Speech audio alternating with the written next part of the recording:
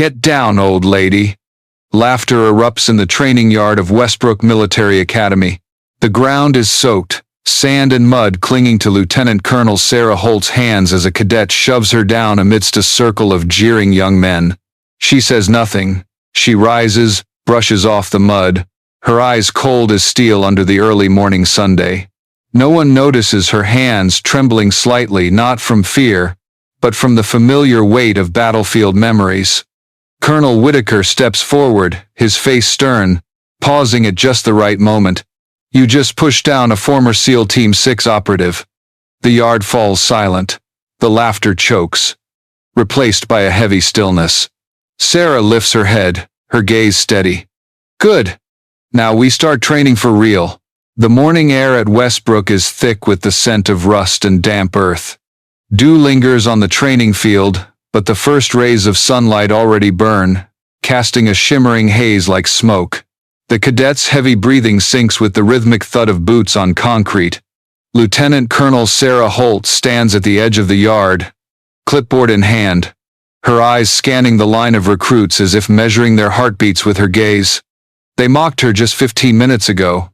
She stands tall, her gray sweatshirt streaked with mud, a smudge running from shoulder to wrist. No one dares speak. 30 minutes of warm-up. No one leaves the line, she says, her voice low and even. No shouting, no commanding. Yet something in her tone makes the group move instantly. It's as if she doesn't need authority, she is authority. Mark Danner, the cadet who pushed her, runs at the front. His pride stings, a mix of shame and disbelief. SEAL Team 6? A petite woman like her? Danner doesn't speak, but each stride is a silent rebellion. He'll prove her wrong or prove it's all a charade.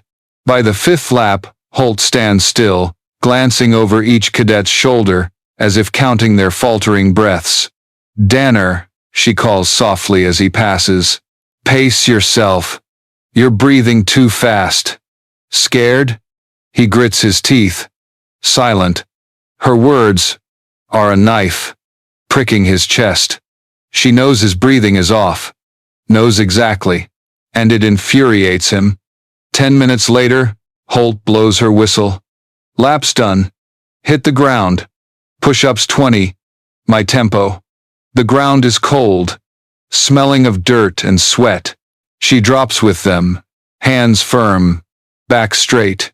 Each push-up squelches mud under her palms, staining her shirt. Her face stays expressionless. Danner watches, pushing harder, faster, trying to outpace her. But by the 10th rep, his arms tremble.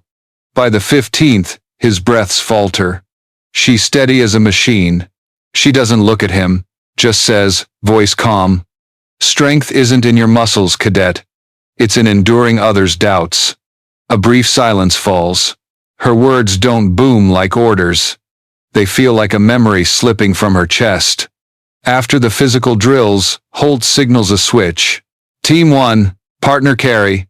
Team 2, rope climb. She passes Danner's group, pausing as he tosses his backpack down. You said you're the fastest in class, right? She asks. Yes, ma'am. Prove it. She shrugs lightly, then leaps onto the rope, climbing 10 feet in 10 seconds. Her movements precise, fluid, like muscle memory carved deep. When she reaches the top, mud drips from her pant legs, glinting in the light. She drops, landing soft as a cat. Your turn. Danner eyes the rope, takes a deep breath. He's strong, but his moves are rushed, clumsy. Halfway up, his grip slips. He crashes to the ground, mud splashing his shirt. Holt says nothing. She steps forward, extends a hand. The first fall always hurts. But if you fear falling, you'll never climb high enough to see what's truly terrifying. She turns away, her voice soft as a breeze, but each word embeds itself in Danner's mind. He doesn't know why, but in that moment, he feels exposed not by a commander's gaze, but by someone who's known true freefall. The morning drags on, and Holt never rests. She moves with them through every drill, runs with them, climbs with them, sweats with them. When they tire, she drops short phrases, like a heartbeat. Control your breath. Don't watch the clock. When it hurts, count your breaths. As training ends, the sun climbs high, slicing through the fog, glinting off rows of sweat-soaked cadets. Holt stands before them, her shirt heavy with mud, voice calm. You think I'm here to train your bodies? Wrong. I'm here to teach you how to survive. No one cares how pretty your muscles are when bullets whistle past. The murmurs die. Only the wind remains, sweeping across the American flag snapping on its pole. She scans the line, pausing on Danner. Tomorrow, anyone who thinks they know who I am can step out. I don't need people who give orders. I need people who listen. She turns, walks away, her steps slow, silent as a shadow. Mud on her boots leaves even prints. No one laughs, no one speaks. Danner watches her go, his chest heavy as iron. He doesn't understand why, but the image of this small woman, back straight, steps firm, makes him feel ashamed. When Holt disappears, Colonel Whitaker emerges from the training building, a thick file in hand. He tosses it on a table, flips it open, his eyes sweeping the cadets. You should know, he says, voice low. The woman you pushed down this morning once jumped from a helicopter into a firestorm in Kandahar. She doesn't talk about it because she doesn't need to. But you'll soon understand why she's still standing. A strong gust blows through, carrying dust and the sharp snap of the flag. Danner looks down. Mud caked on his gloves, his palms burning. This time, he doesn't wipe it off. Dear audience, grab a glass of water, take a moment to relax, and keep listening to the story. The twists are still to come.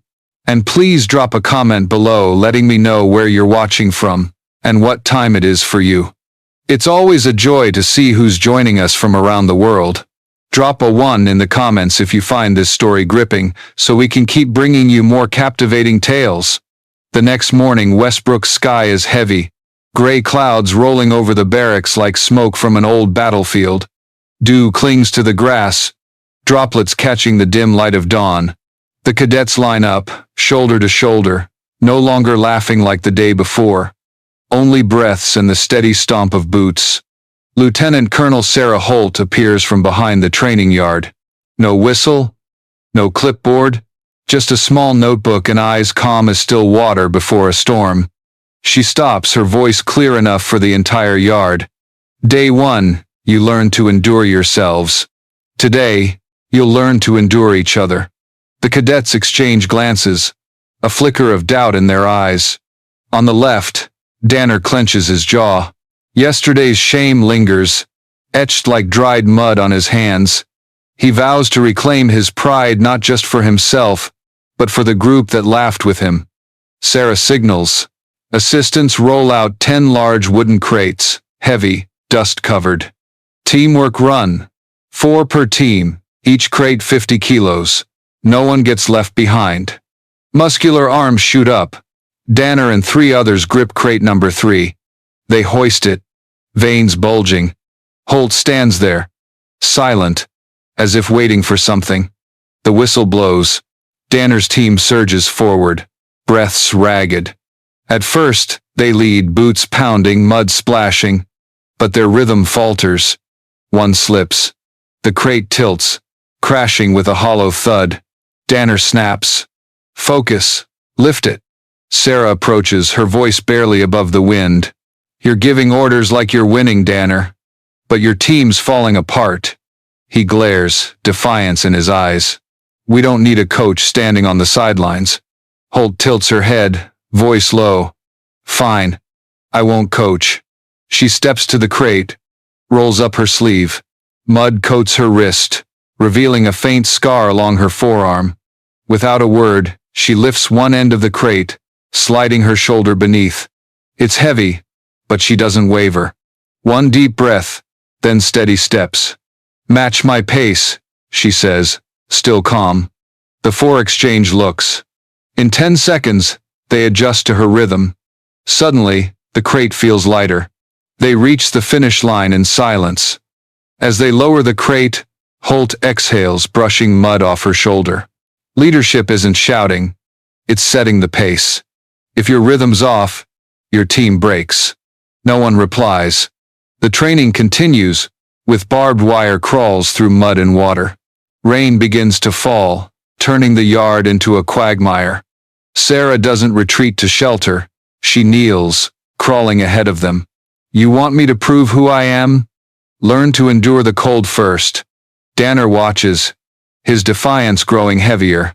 She doesn't yell, but her every move silences him. She crawls like a shadow accustomed to this ground, each motion precise, efficient. When she looks up, her eyes meet his just half a second, but enough to make him drop instinctively. Another cadet, Peterson, snickers. What's she teaching us? Homemaking. Holt stops mid-crawl, turning, her gaze icy. Peterson, come here. He hesitates, then crawls over. She signals. Put your shoulder under this wire. Hold it. Peterson complies, breathing hard. Holt slides over his back, light as mist, using just enough weight to keep him balanced. On the other side, she says, that's how you save someone when a wall collapses, Peterson. Doesn't matter who's on top. No one speaks. Only the rain and shifting earth remain. Danner glances up, catching the faint scar on her neck, glinting under the mud. An image flashes photos in the barracks hallway. A female SEAL with those same eyes. He shakes his head, telling himself it's his imagination. But part of him starts to believe. As training ends, the sky is solid gray. Holt stands in the yard, soaked, her voice steady through the rain. Tomorrow, you'll face a simulated combat test. No clocks, no commands. Just your heartbeat and trust in each other. If you think you're ready, stay. If you think I'm unfit to train, you leave. No one moves. Danner looks straight ahead, his defiance gone. Holt nods slightly, her gaze softening, as if she's confirmed what she needed to know. She turns away. The wind sweeps through, brushing the mud around her boots. Westbrook's morning is eerily quiet. No laughter, no steady boot stomps. The barracks hum with a taut silence, like a rope stretched to its limit. Last night's rain lingers, the ground sodden, the sky draped in silver fog, thick and cold. Lieutenant Colonel Sarah Holt stands on a wooden platform, holding a faded map marked with blue ink. The cadets gather below, their wet uniforms clinging to their skin, the smell of sweat and metal mixing with the morning mist. Today's a simulation test, she says, voice calm. The northern training area is now a mock enemy zone. Your mission: rescue a hostage within 2 hours and return to base safely. Each team gets a map, a radio, and their own wits. No phones, no GPS. Fail, and your team runs 5 miles in the rain. Danner glances at Peterson, smirking. Just a simulation, easy as a game. But Holt's sharp gaze freezes his smile. The only game here is learning when to fear, she says softly. The whistle blows. 3 teams scatter into the northern forest. The wind carries damp and mud. Danner leads his group, map in hand, steps bold but rushed. He doesn't notice Holt trailing behind, watching like a shadow. The forest path vanishes in the fog. Crickets blend with the slosh of boots in water. 10 minutes in, paintball gunfire erupts. Red splatters a tree near Danner. The team stumbles. West side, take cover. Danner shouts. They duck behind trees, panting. Peterson hisses. It's just trainers. We counterattack. Danner nods, signaling to advance. But as they step out, a smoke grenade lands, white fog blinding them. Panic sets in, disorienting the team. Through the haze, a figure darts, swift, precise, a sharp click. Paintball fired. Danner feels his chest go cold. He looks down, a green smear on his shirt. Dead. Holt's voice cuts through from behind. She doesn't shout. Her words hit like blows. You reacted too slowly. You heard the gun, not your own heartbeat. She lowers her helmet, face speckled with mud. This is why SEALs don't chase gunfire, they chase the enemy's intent. Danner's chest heaves. This is training, ma'am, not war. Holt's faint smile chills. War doesn't need a name to exist, Danner. It just needs you to lose focus.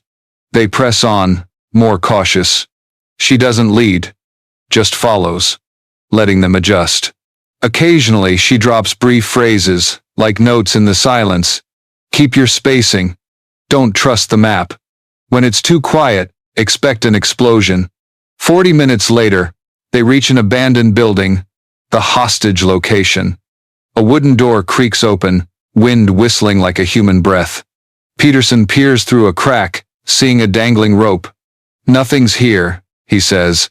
No, there is, Holt replies. She taps the door frame. A hollow metal clank sounds. Trap. At that moment, a second grenade explodes on the roof, black smoke and noise flooding the forest. Peterson falls, his radio skidding away. Danner rushes to pull him up, eyes wide. What the hell was that? Holt doesn't answer. She drags both to a wall, shielding them. In the dim smoke, she pulls an old compass from her pocket. Its serial number faded. In Afghanistan, I lost my team because no one listened. They thought I was just a woman good with maps. 3 minutes later, their vehicle hit a mine. She looks at Danner, voice low. War's first lesson. Arrogance kills faster than bullets. The wind clears the smoke, revealing the decayed building. Inside, a uniformed dummy hangs the hostage. Danner freezes. This test isn't a game. Holt isn't teaching fitness, she's teaching survival instinct.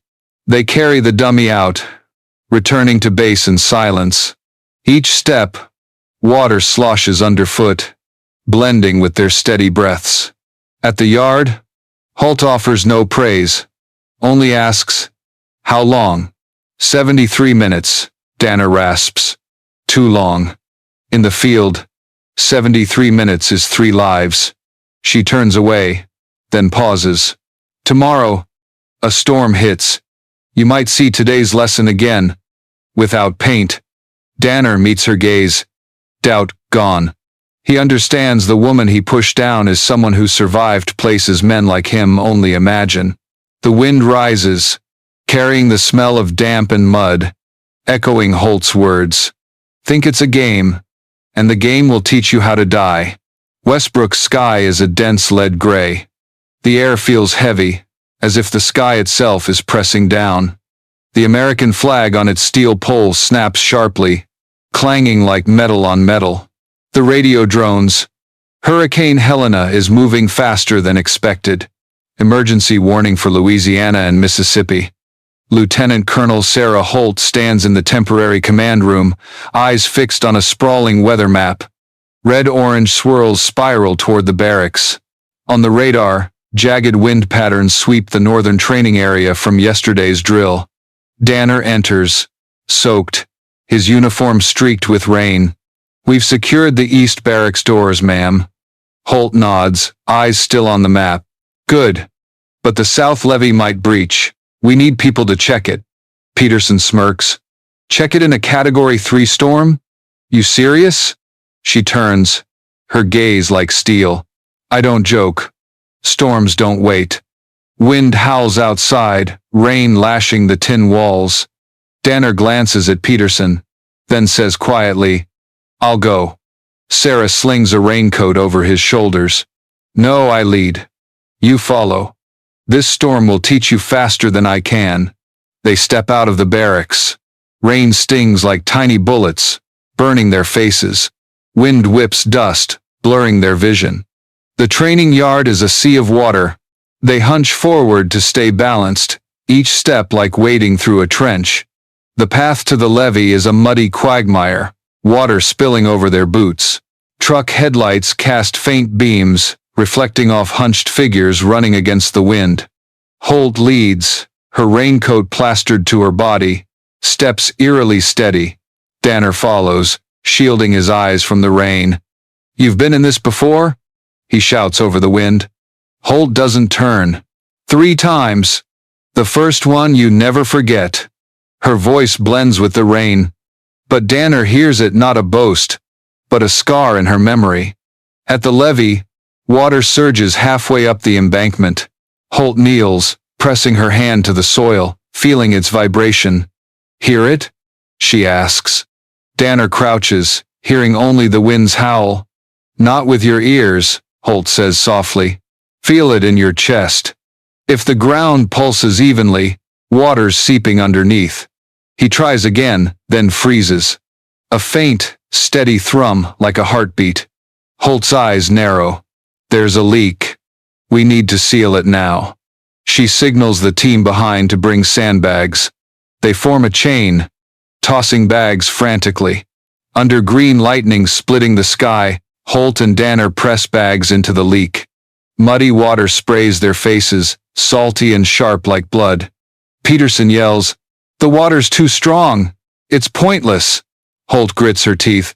"Nothing's pointless, just not enough." She dives in, pressing the final bag with her body. A wave crashes over her head. Danner grabs her arm, but she holds firm. In that moment, a storm from Afghanistan flashes back, where she lost 2 teammates to a flash flood in a canyon. A loud crack, the levee shifts half a meter. Danner throws a lifeline, tying it around her waist. "Pull her up," he shouts. But Holt signals to stop. "No, one more spot." She crawls another meter, placing the last bag into the spraying gap. The wind roars, water surges, but the leak stops. She lies still for a moment, then rises, gasping. Danner pulls her to the bank. The team falls silent. They stare at this small woman standing in the wind, shirt torn, hair matted, eyes blazing. Peterson mutters, "She's insane." Holt turns, half smiling. "Not insane, just surviving." Back at the barracks, the storm rages on. A steel door rips free, slamming against the wall. In the command room, the radio crackles. Floods rising fast in the eastern residential area. Local rescue teams request support. Holt stares out the window, rain blurring the sky. She turns, eyes resolute. "Prep the trucks. This isn't training anymore. You wanted to prove your soldiers? This is your only shot." Danner freezes. He knows she's serious. Her stance, shoulders squared, eyes fixed on the rain. It's the posture of someone who's heard helicopters roar overhead and felt the weight of loss in her hands. "You're really a SEAL?" he asks, voice soft, laced with doubt and awe. Holt just looks at him. In a flash of lightning, Danner sees it on her wrist.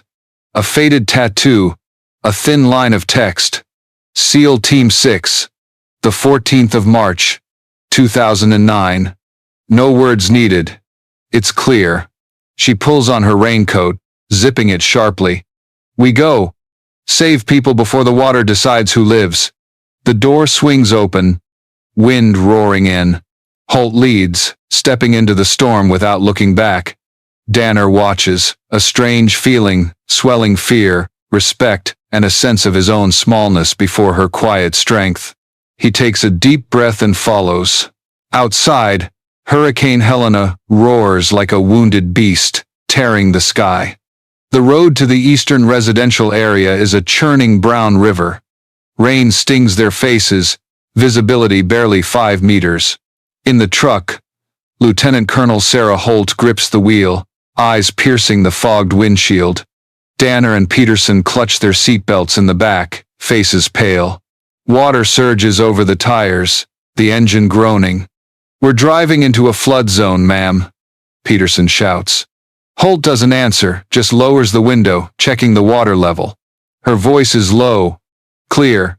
"If we turn back, people in there drown. Hold the straps. Open the side door." She stops the truck at the road's edge, yanking the handbrake. Rain pours in as the door opens. We move by rope. Category 3 winds can toss a person like a leaf.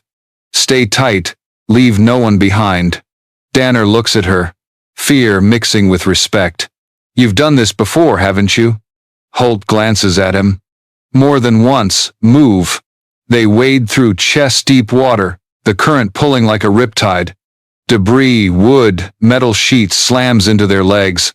The barracks' headlights fade, leaving only the glow of Holt's chest-mounted flashlight. In the distance, faint cries for help. "There!" Peterson yells, pointing to a half-submerged house.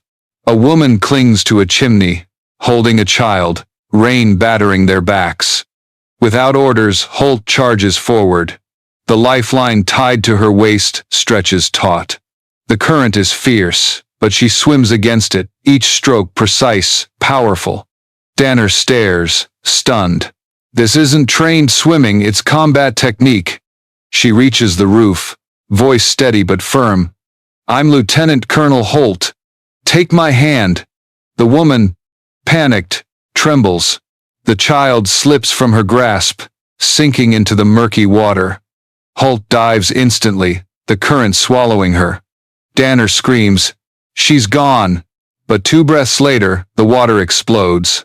Holt surfaces, one arm around the child, the other gripping the rope. Her breaths are ragged, but her eyes burn with resolve. "Pull them in!" Danner and Peterson haul the rope. Water slaps their faces, wind lashing like a whip, but the rope inches back. When Holt gets the mother and child to safety, she exhales, sweat and rain streaming down her face. The woman sobs, You saved us." Holt replies, "No, you held your child, you saved him." A loud crack echoes, a power pole collapses, sparking wires hitting the water. "Back!" Holt yells. "The current's live." Danner pulls the mother and child away. Peterson slips, cracking his head on a metal frame, dazed. Holt rushes over, hoisting him onto a floating piece of wood. "Hold it. Don't touch the water."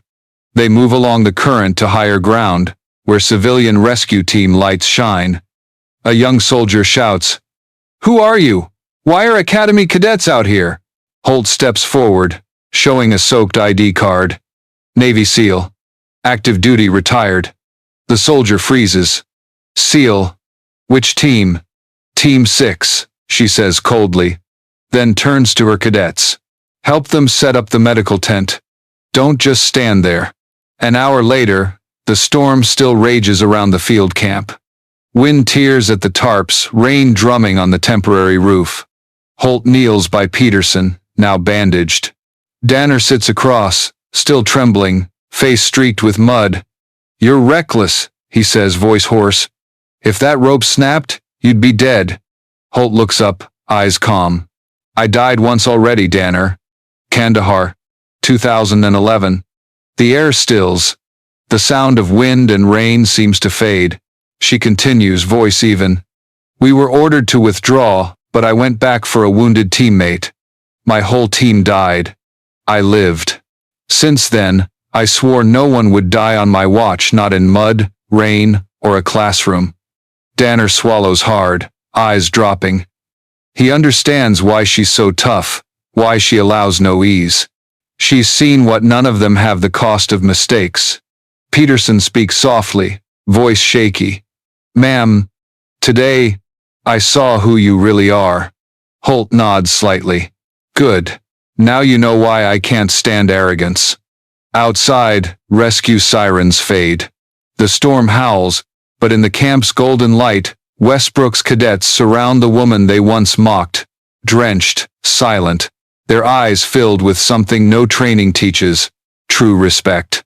The sky after the storm is a damp gray, heavy like an unhealed bruise. Westbrook's barracks are streaked with mud, the air thick with stagnant water. The ground is soft, each step leaving deep prints, as if this were a battlefield.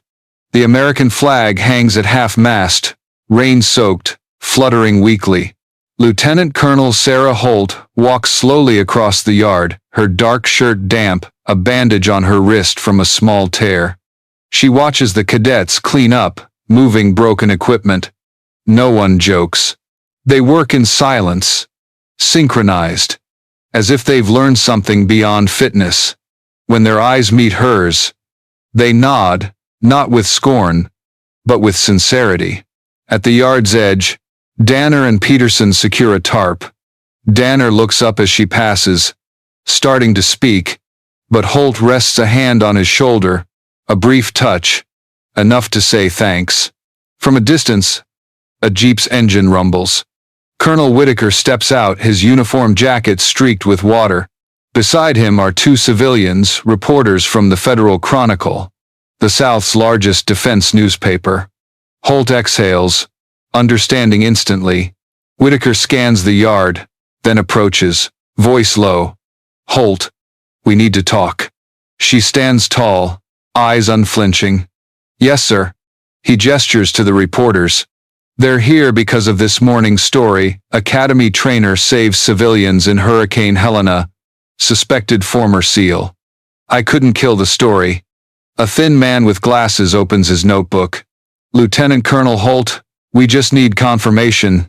You were with SEAL Team 6, correct? Your name isn't in public records, but we matched the unit number on your arm to the 2009 roster." Holt stays silent. A breeze carries the smell of mud and metal. The cadets pause, eyes turning toward them. She knows saying yes will unearth her past. Saying no would betray those who fell. "What you read," she says slowly, "is what they allowed to be written. The rest belongs to those who died." The reporter opens his mouth, but her gaze silences him. She turns to Whitaker. "I'll take responsibility, but keep my students out of this." Whitaker narrows his eyes, voice rough. "Holt, you know this could trigger an investigation into the academy." "I know," she replies, "but it's worse if they think I use that title to gain trust. I'm not here for medals." A long silence stretches. Danner clenches his fists, stepping forward, but Peterson holds him back. "No, let her speak."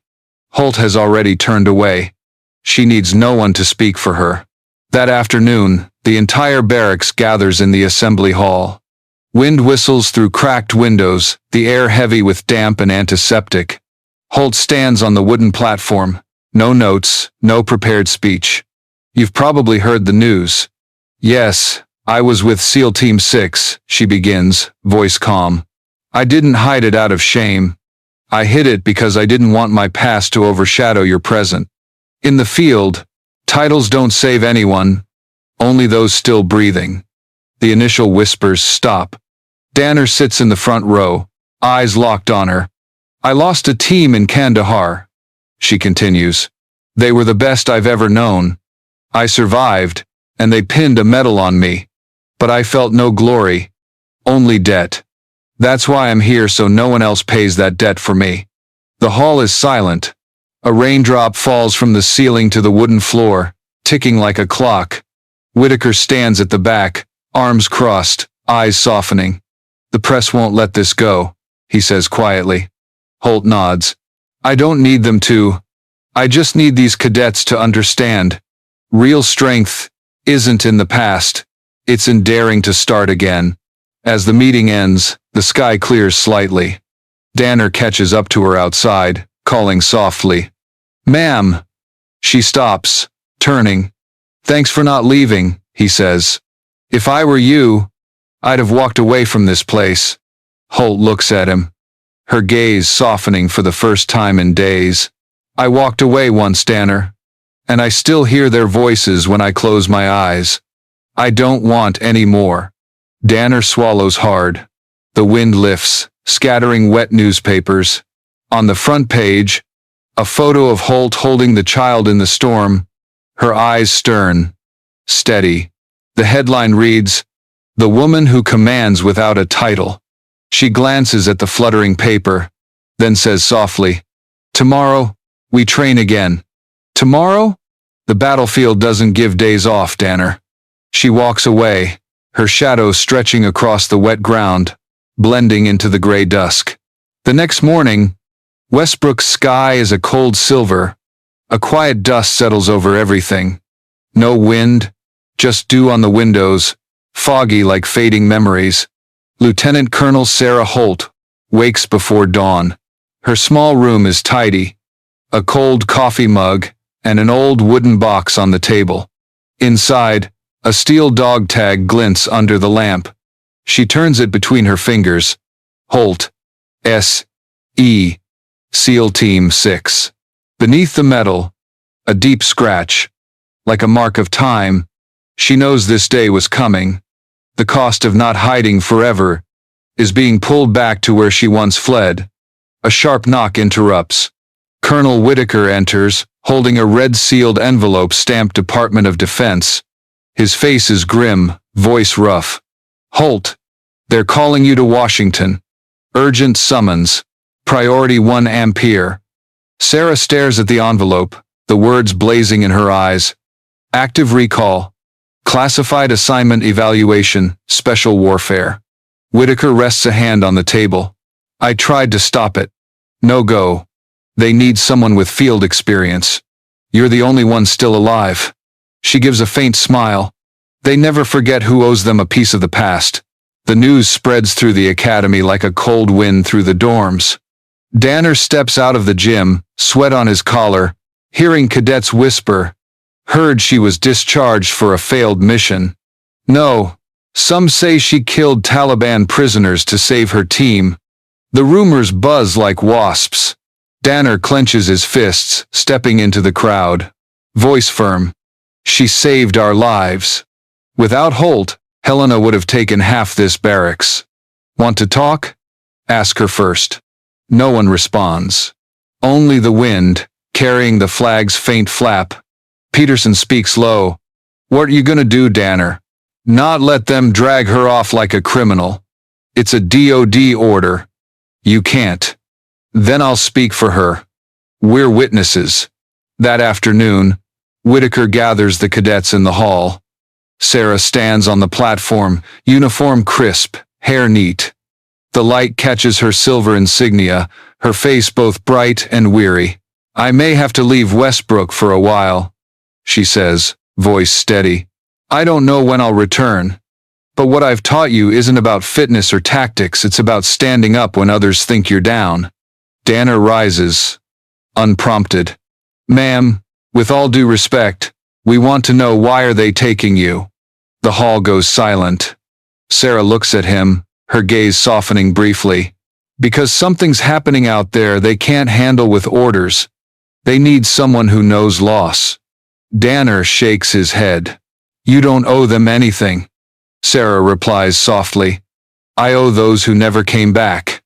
A figure appears at the door, Captain Glenn, a special security officer flanked by 2 agents. "Lieutenant Colonel Holt," he says, voice cold. "By order of the Secretary of the Navy, you're to come with us immediately." Whitaker steps in. "Glenn, give her an hour to prepare." "No can do. This is Omega-level classified." Sarah nods. No argument. She removes her Westbrook insignia, placing it on the table. "I don't need to prepare. I carry my past with me." She turns to the cadets, her eyes lingering on Danner. "You were right, Danner.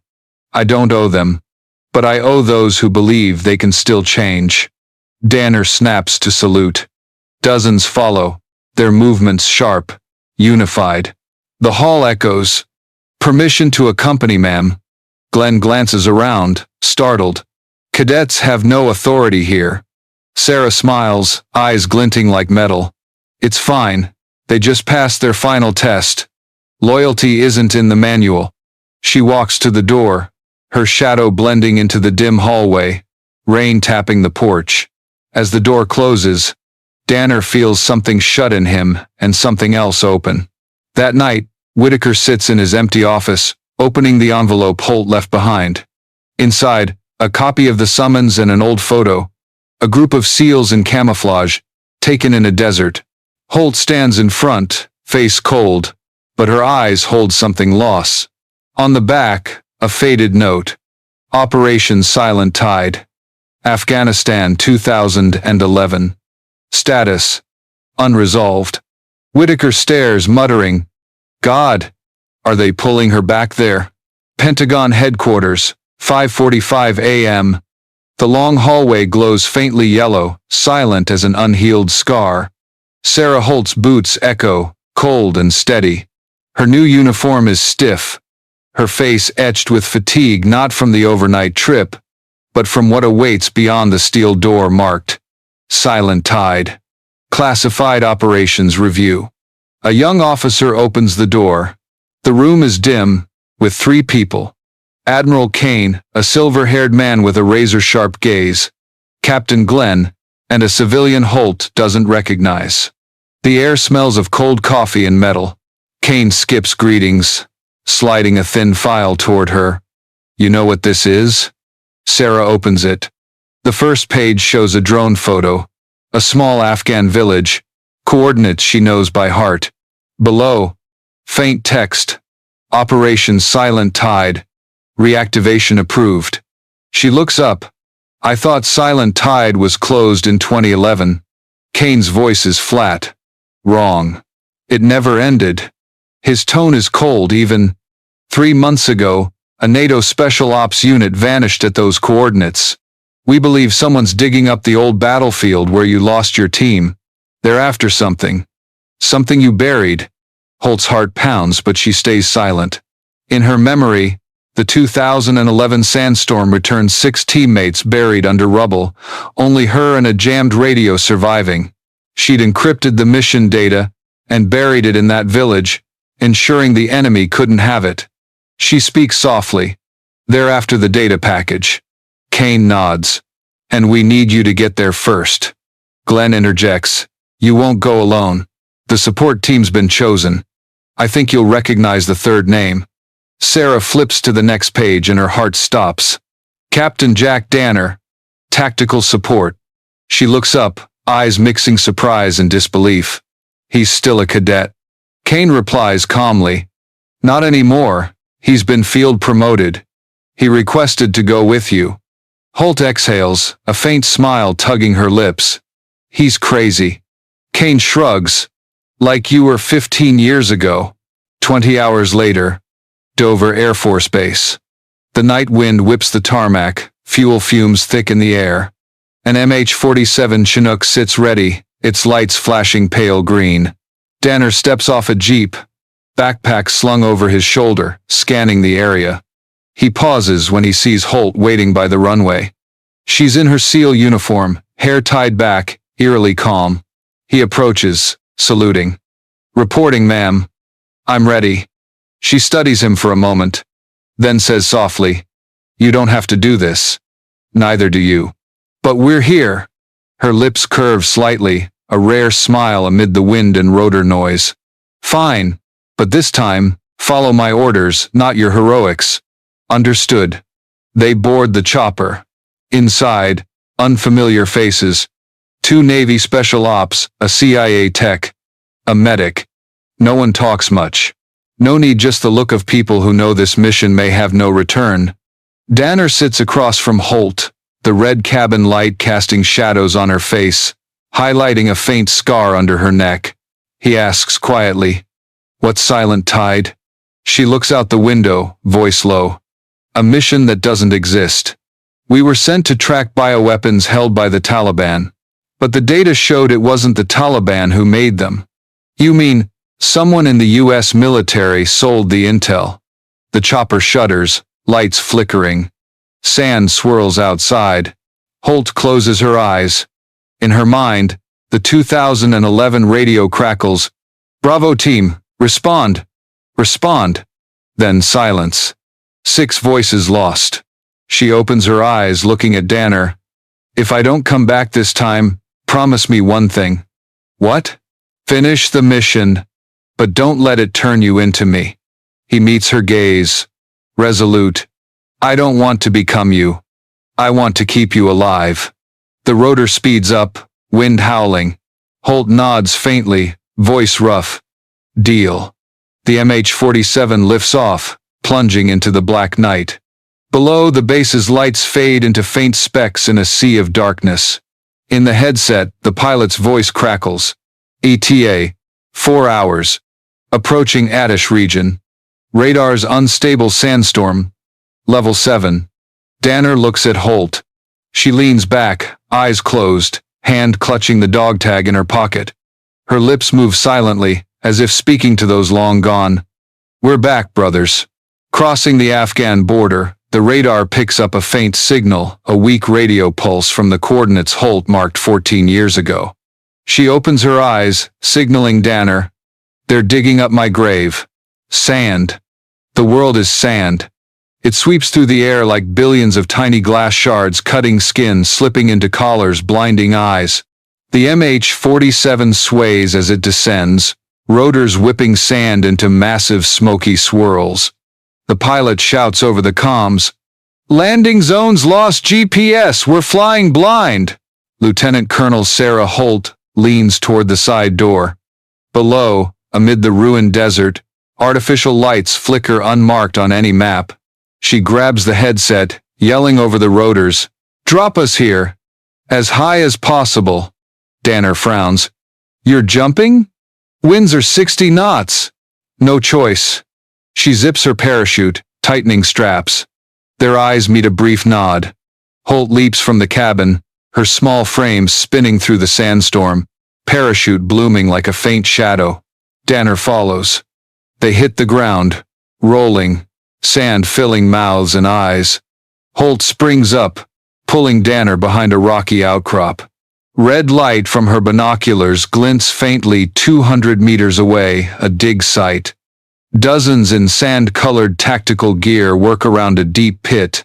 At its center, a halogen lamp illuminates a metal container marked in silver, property of U.S. Navy. Classified material. Danner whispers, "That's it. The data you buried." Holt nods. "And they just opened it." She scans the faces through her lens. One man stands out. Tall, his tactical vest cleaner than the others. As he turns, Holt freezes. "Captain Glenn." "God." Danner breathes. Holt whispers, voice tight, "I should have known. He's the only other survivor." Under the lamp, Glenn signals his men to open the container. The hinges screech. A cold mist rises, smelling of metal and old oil. Inside, no weapon, just a small black drive in a protective case. Glenn lifts it, smiling. 4 gigabytes of data, worth 3 lives back then. Holt grips her M4, eyes locked on him. Danner murmurs, "Shoot him, and we might trigger an explosion." "No need." She checks her silencer, loads a round. "I'm not here for revenge. I'm here to end it." She signals. They crawl through the sand, slipping through rocky gaps, nearing the outer fence. The wind masks their noise. Holt pulls a smoke grenade's pin, tossing it into the camp. White smoke mixes with sand, creating a thick fog. Shouts erupt. "Go!" They rush in. Holt fires 2 precise shots, dropping 2 guards. Danner grabs the drive, tucking it into a waterproof pouch. Glenn turns, eyes widening. "Sarah?" He laughs hoarsely through the smoke and gunfire. "I knew you wouldn't die easy." She steps from the haze, rifle aimed at him. "I thought we fought for the same cause, Glenn." "We did. I just chose to live. You chose to die with empty ideals." The wind screams, sand blinding. Danner steps closer, rifle on Glenn. "Drop your weapon." Glenn smirks. "Her student, huh? Pathetic. She'll never tell you the truth." Holt narrows her eyes. "Don't listen to him." Glenn sneers.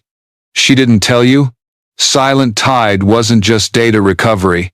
It was a U.S. bioweapon test program. Your 6 teammates didn't die from Taliban, they died from a failed Pentagon gas bomb, and they needed a survivor to take the fall." Danner freezes. Holt keeps her rifle steady, voice low. "I knew. But I stayed silent so they wouldn't erase the names of the dead." Glenn laughs louder. "And now you're here to bury the secret again?" Holt steps closer, voice like steel. "No. I'm here to bring it to light." She fires. 1 shot. Glenn collapses, eyes open, smile frozen. Danner picks up the drive beside his body. "What do we do with this?" "Send it to Whitaker. He'll know." Engines rumble behind fast response choppers closing in. Holt signals. "Move." They sprint up the hill, sand shifting underfoot. Above, white lights sweep down. A mortar lands nearby, the shockwave knocking Holt down.